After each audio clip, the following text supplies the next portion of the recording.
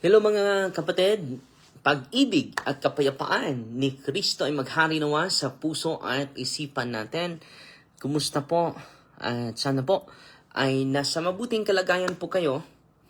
At ngayon ay maganda na i-share ko sa inyo.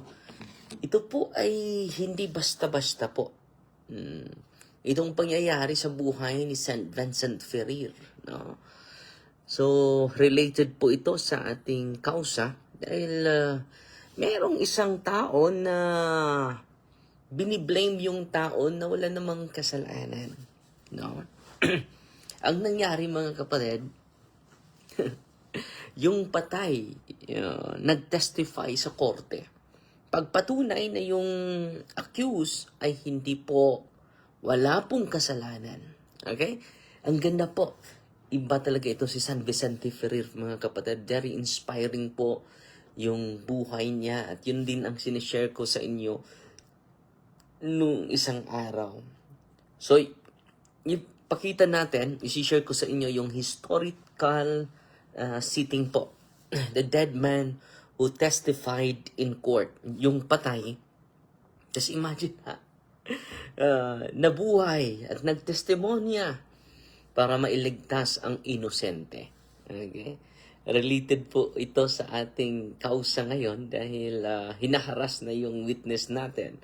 Sa mga politiko, buti nga kung hindi pa sila bumili ng buto.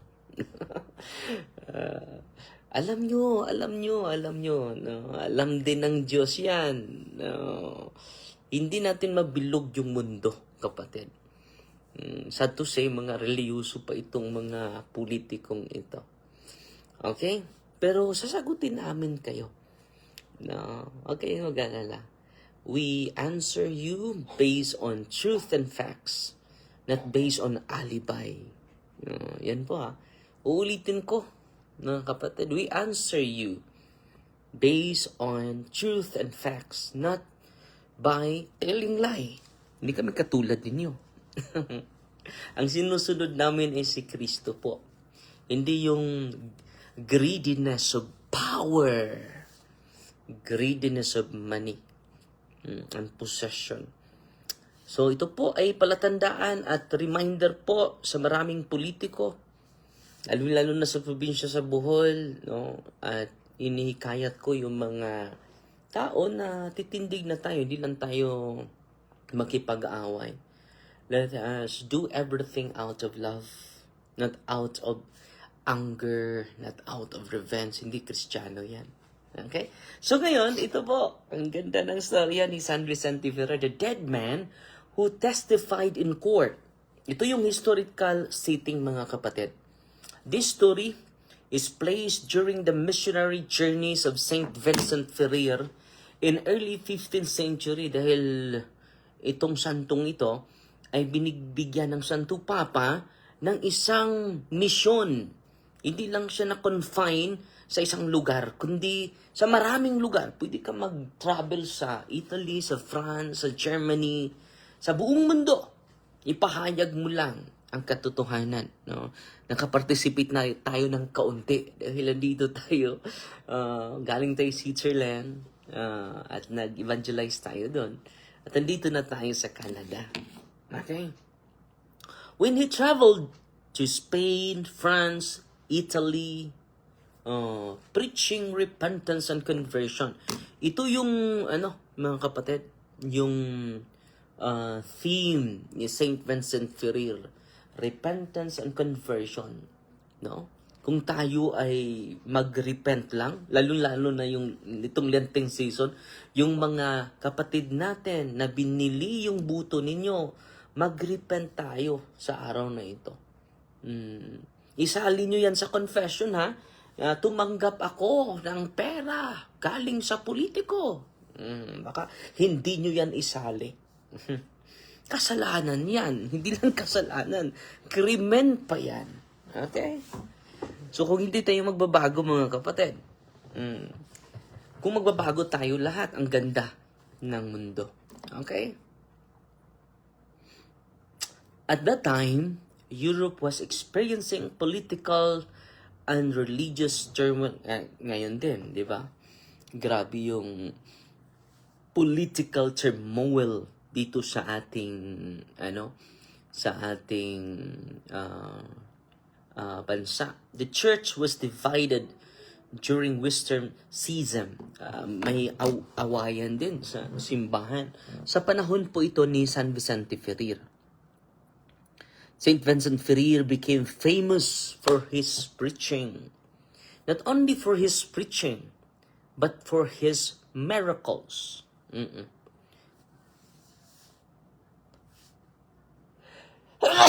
Reported by witnesses. So, hindi to basta-basta si San Vicente Ferrer, mga kapatid.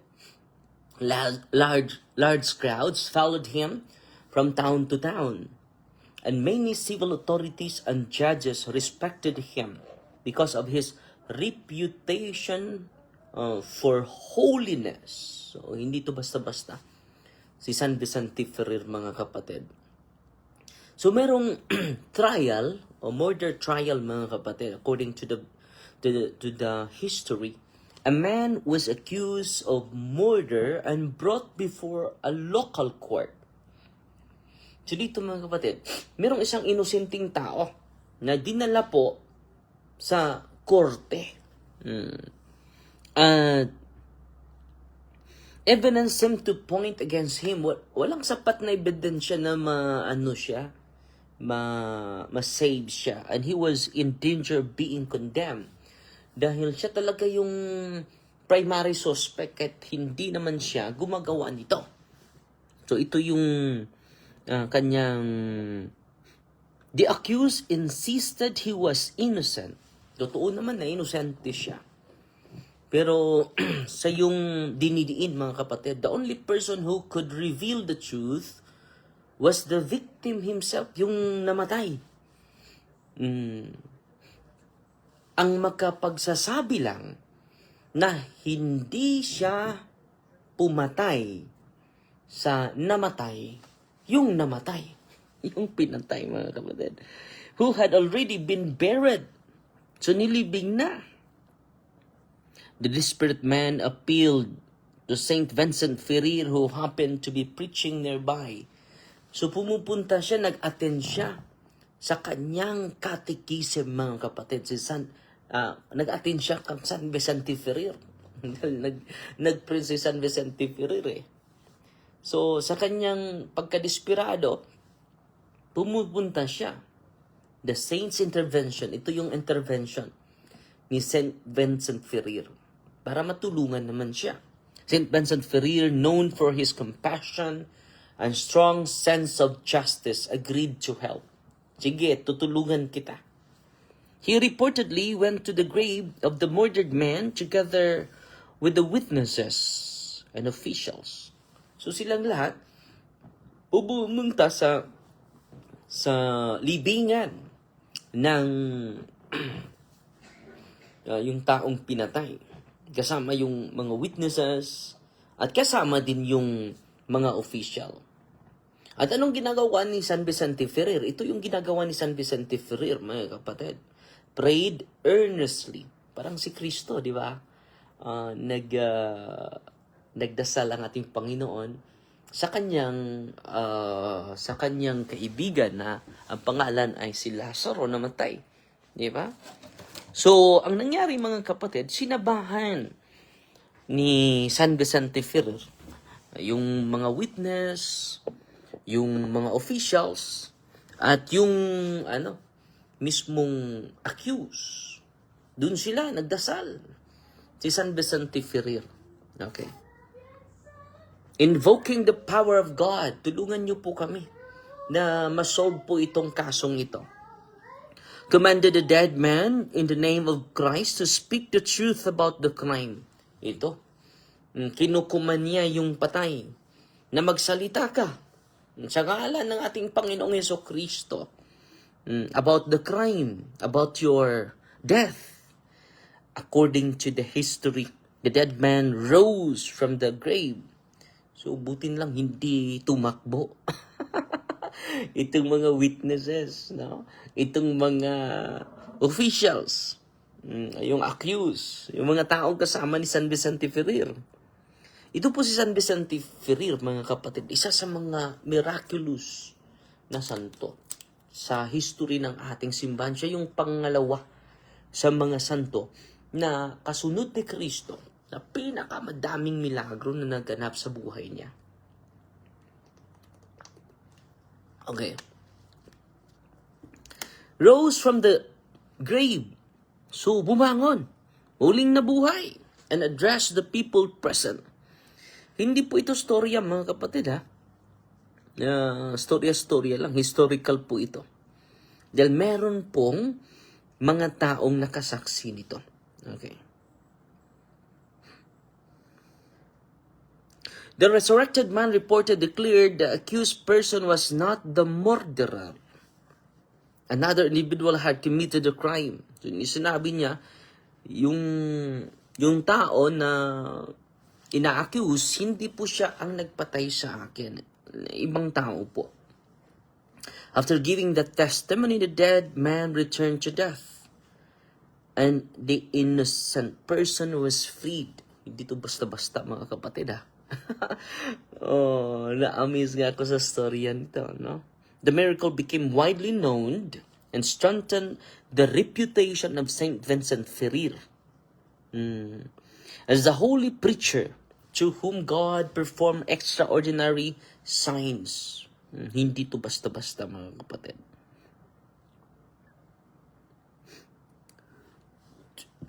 So dito, ay lagi po itong sinishare sa mga Dominican preachers dahil si Saint Vincent Ferrer is a Dominican.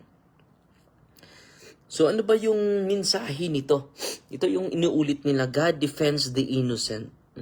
Makinig kayo, mga politiko na nag-file against sa ating totoong witness na nagsasalita ng katotohanan.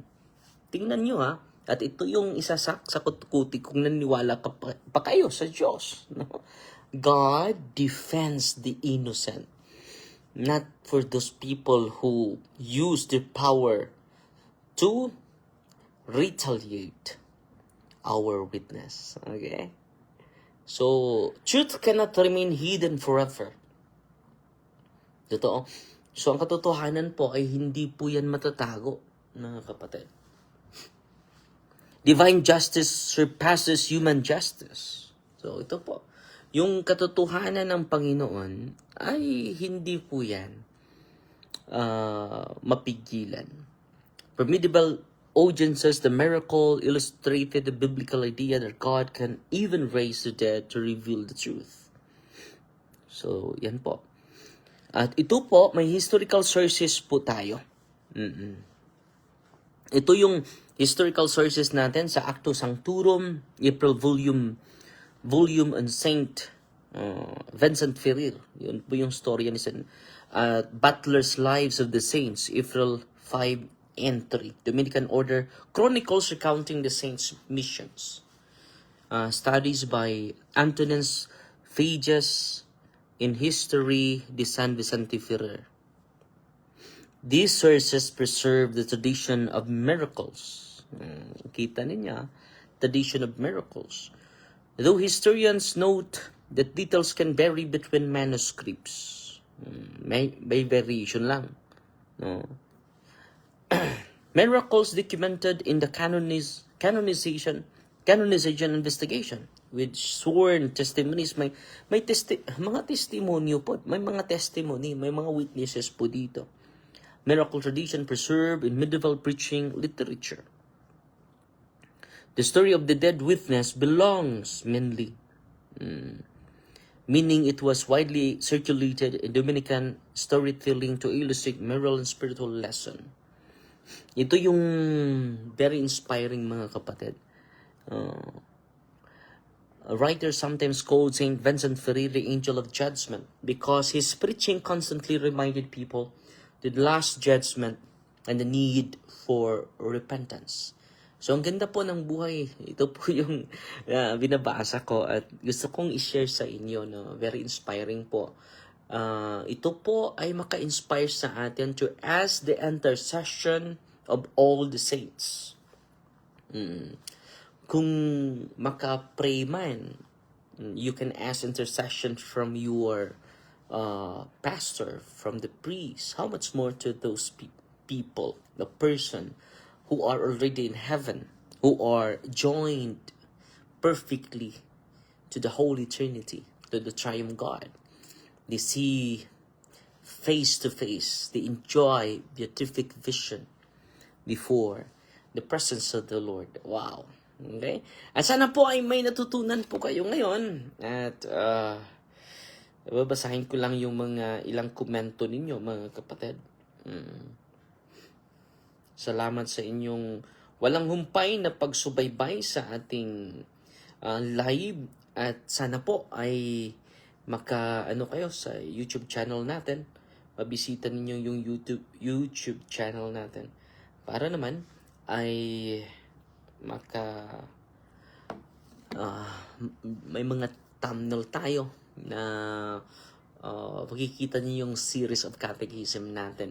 At pasalamat po ako na sa mga seminaryan po, malapit na natin makuha yung malapit na yung makuha natin yung this month, yung bayad natin. So, may pumasok po na 106,715 pesos and 70 centavos. So, ang kinakailangan natin this month is 145,850 pesos para po sa mga 30 seminarians, para mga 10 years from now, 15 years from now, danamin na yung bukasyon at ipadala natin sila sa misyon. Ang kulang na lang natin is 39,134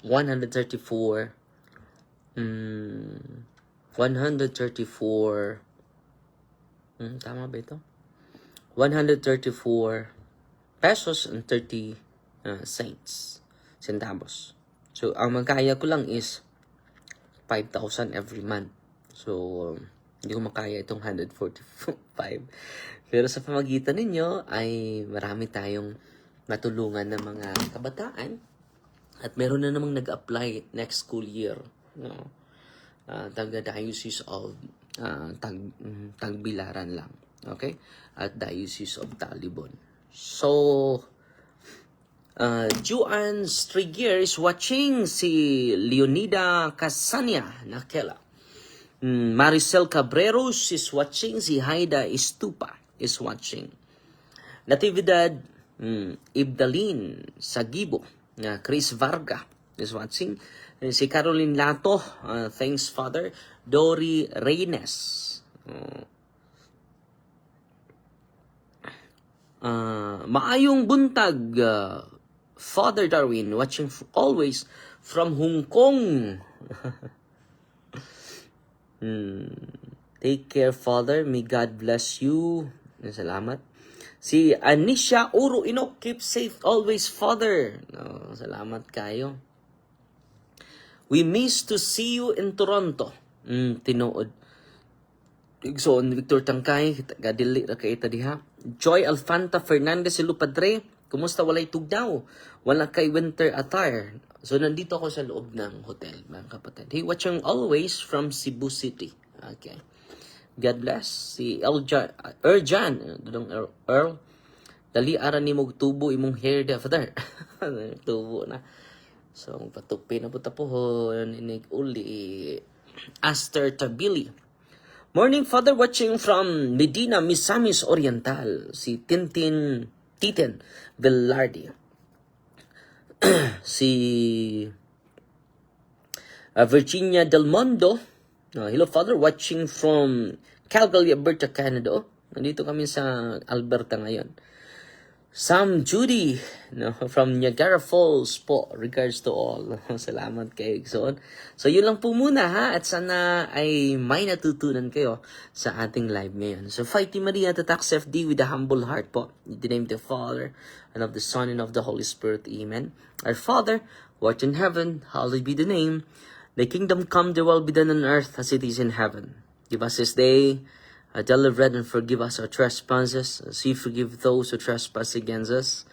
And lead us not into temptation, but deliver us from evil. Amen. Hail Mary, full of grace, the Lord is with you. Blessed are you among women, and blessed is the fruit of the womb, Jesus. Holy Mary, Mother of God, pray for us sinners, now at the hour of death. Amen. Glory to the Father, to the Son, and to the Holy Spirit, as it was in the beginning, is now, and never shall be, world without end. Amen. In the name of the Father, and of the Son, and of the Holy Spirit. Amen. So, Fighting Maria, tatak FD with humble heart, at pasalamat tayo ni Sister Gladys. Good afternoon, Father. Oh, okay. You are okay. Yes, I'm fine with the Lord. Lagi pong, masaya kasama ang Panginoon. So, God bless. God bless.